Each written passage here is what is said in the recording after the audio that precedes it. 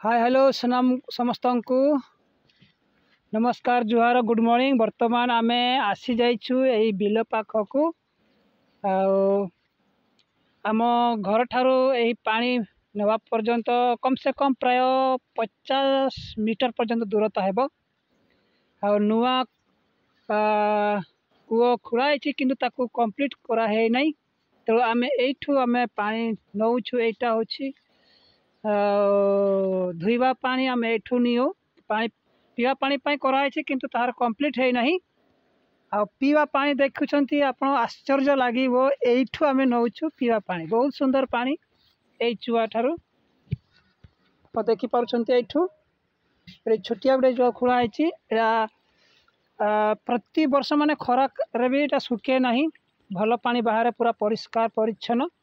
आ एठू आमे पीवा पानी नौछु किंतु सफा करा है नि भल रे। चारियाडे टिके झोटा पड़ जाइछि। आउ आज आमे एठू नेवा पानी देखि पारुछंती। आउ एठी आपनकर दीदी बा भाउज सहित आसी अछि।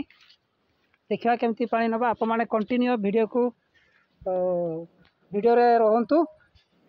चलंतु स्टार्ट करिवा।